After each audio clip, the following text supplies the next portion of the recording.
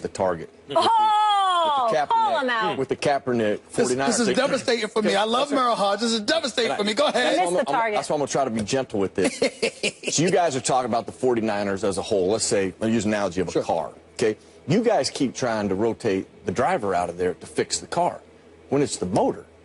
That system that they're running in San Francisco is never going to win in the National Football League. I'm watching the game. I'm watching the game yesterday, and I cannot. So that's the problem. I don't care what quarterback goes in there. And Kaepernick, you know why Kaepernick was eventually become the starter? One is a major reason they eventually turned it over to him. Yeah, we're One losing. reason, not just losing. They would dial up big plays, and he would miss them. So they're like, Kaepernick, we're going to give you that opportunity. First dial-up post they get, he overthrows him by 6 yards. Now, people go, well, he hit that one, that ended up being a touchdown. That was a bust, and he almost couldn't catch that because he underthrew it. Yep. He didn't improve in that area. He did not add one thing to this offense. First game back against the Bills' defense At the on the end of road. the day, it isn't about, he's played a lot of football. When you miss a post route and you got a defender trailing you by 2 yards and you don't hit that for a touchdown, and it's the first time we call it and we get it, that is exactly why we let you start. It wasn't his ability to run. So until this system will never win in football. In the NFL. So in other words, you're telling me that Chip Kelly belongs in college? Absolutely. That's all I'm saying. You can just start. Chip We Kelly agree there. in the gym. There's no disagreement. There's no disagreement. Now, I was worried about you for a second. I was worried about you for a second. We're good. We're good. Go ahead, man. Go ahead. Fire away. Are the Steelers overrated? No. No. Listen, Ben is one of those amazing equalizers that elevate. He's like a John Elway. You know, you look at a lot of Super Bowls John Elway went to, and the ones they probably lost are the ones I'm referring to, where he took a team to the Super Bowl based on how he could offset the deficiencies. He is the one rare cat that does that at a high level. When you lose him, and the way he's playing now, which is, I think, very misunderstood. I think everybody thinks Big Ben moving around, making plays. Ben hasn't done that for 3 years. Ben has been beating people with his mind and his arms, which gives him a real good chance of coming back from this injury a lot quicker than normal. You know, if this is 5 years ago, I'd be like, boy, he's going to have to be completely healthy before he returns. Well, not because he doesn't have to cut, move, and do all the things he used to. He could get back on the field a lot quicker, but when he's on the field, he'll be able to. He makes them a legitimate contender. Without him, this is a very sub-average team right now. Let me say this. We know I love my Steelers, and I had them going to the AFC Championship game against New England. When I watched them give up 204 yards rushing, the Steelers, it's bad enough I can't stand the secondary, which I complain about religiously. It's bad enough I can't do that. But for a rookie in J.I., 204 yards rushing, I don't know how to feel right now. I'm not going to jump completely off the wagon, but I'm worried about them. And I'm worried about something else, too. I think about the Steelers, and I was looking for an article because I wanted to make sure I had my facts straight here. Marquise Pouncey, one of the highest paid centers in the game, paid in 2014. David DeCastro just became like the second highest paid guard. You got Marcus Gilbert you're taking care of. They've invested some money in this offensive line. How in God's name is Le'Veon Bell your definition of the best running back in football, the best all-around running back in football? Le'Veon Bell, 10 running plays for him, 10, that's it? And 16 touches? No, something's wrong here. Something's wrong. So, I'm just saying, second year, I apologize, running back, second year play, he's not a rookie. Jai, he's second year, he's not a rookie, I apologize. What I'm saying to you is this. How does that happen? You're giving up 200 yards rushing while you're not running the football. With Le'Veon Bell and D'Angelo Williams. I got a problem with that. That's what got me worried about the Steelers. Steelers are overrated, and I'm not saying they're not good. They're clearly good on offense. But what's going on with the Steelers right now, and by the way, you're a Steelers fan, the same reason as far as AFC teams go, I'm a Steelers fan, because when we're little kids, they won the Super Bowl every year. So the Cowboys were the team you rooted for if you were a front-runner type fan, and the Steelers were the correct out-of-market choice, and still I got some love for them. But this is called wish casting. Fans do it a lot. Organizations do it too sometimes. I wouldn't trade that prospect for the best player in the game. Why? Because it's your prospect and you wish that he becomes this great thing. The Steelers were all wish casting when we watch them. We saw what the offensive line could be last year.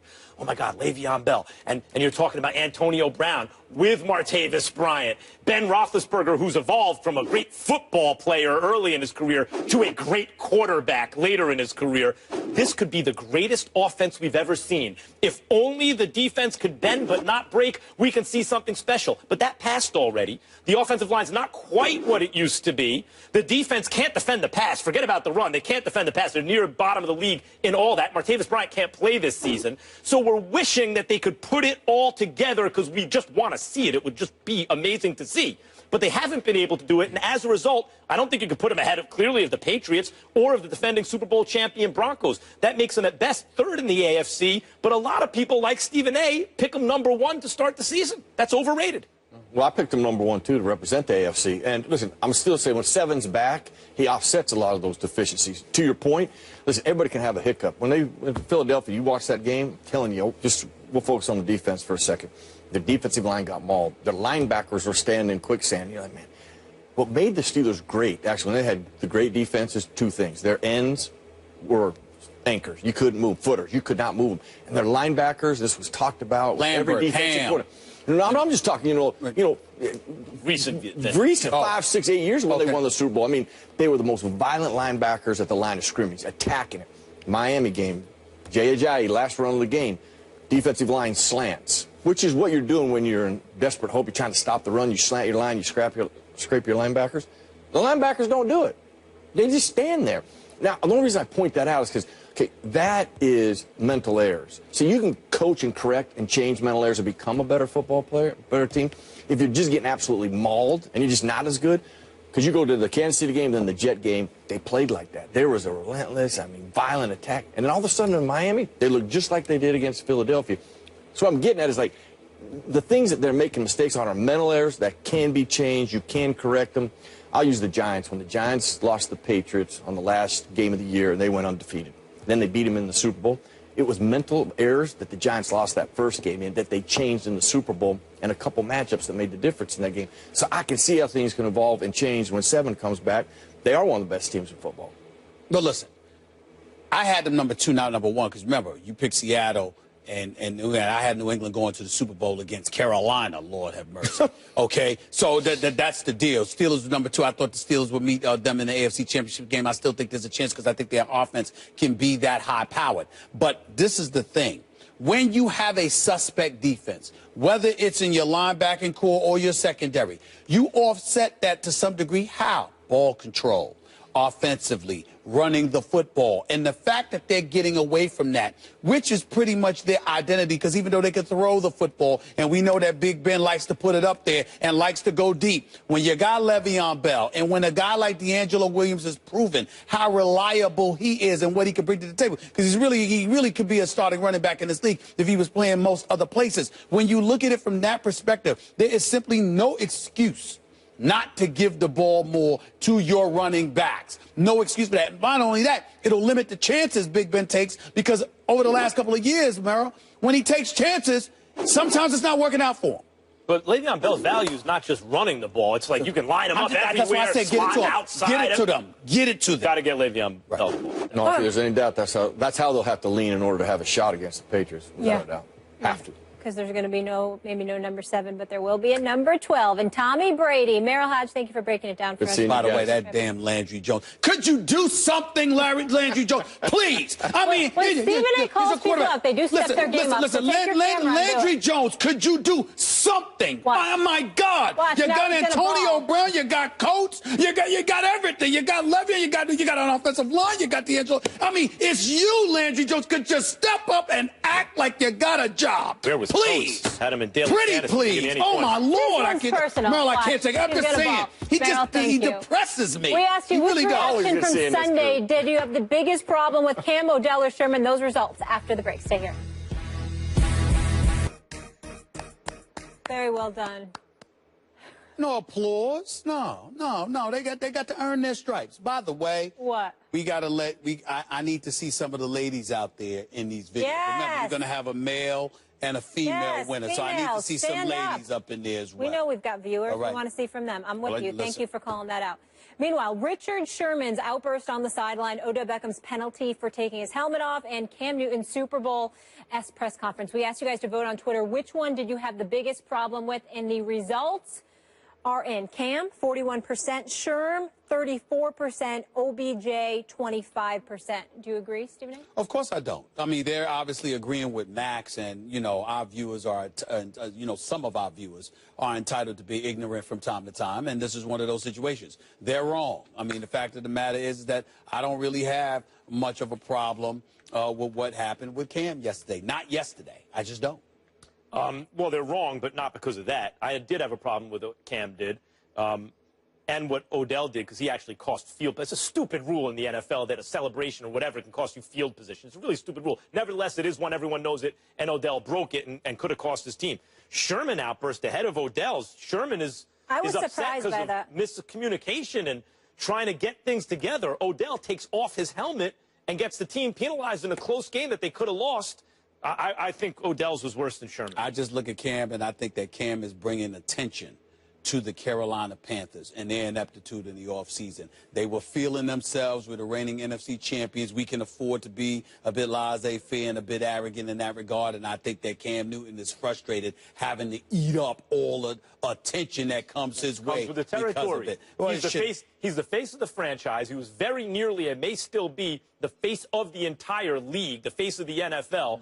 And when the people want to see when the going gets back and you take the heat, can you absorb it and not deflect it? I can respect that, and you know, in theory, you're absolutely not wrong. But I don't believe that because you're paid, it gives organizations the license to lean on you and cover themselves. That's what I'm saying. Sure. I don't believe that management for the Carolina Panthers, and to a lesser degree, Ron Rivera, should get to hide behind the spotlight being on Cam Newton when that offense is not the problem. Excuse me. Two different things. But let me say this to you. Two different things. Cam Newton's a leader, no doubt. Is Kuechly a leader? Yep. What's wrong with that defense?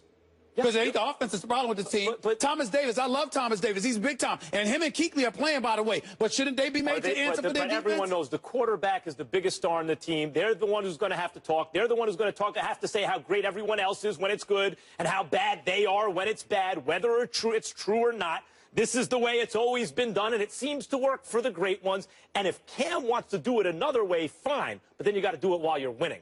This can't come out just in bad times. This has to come out in good times, too. This is only coming out in bad times. Well, it's going to come out in bad times in terms of the organization leaving you hanging. When you know that the organization did what it's supposed to do and it's on you, then you have a valid point. But when you have to sit there and answer questions that are above your pay grade, when you have to sit up there and talk for a team that literally leaves you hanging because they don't sit up there and keep a Super Bowl championship contender intact, I think, and listen, I don't find anything extreme about what he did yesterday. That's the key that I'm saying here. If the blogs all came to you and said, Stephen A., what's it feel like to get whooped up on by Max all day, every day? Would you just not answer? No comment? Would you storm off? I absolutely. Or would you take it? I absolutely would, because I would have nothing to say. I would literally look at them and say, what the hell are you talking about? That's never happened. That's a very ignorant question on your part to sit there and think that I lose to Max Kellerman when I wax his behind every single day. That's a diluted answer, but it's an answer. I would sit up there and say that. You wouldn't just storm off and pout. Oh, no. I wouldn't pout, but I would storm off. Oh, let me tell you something right now.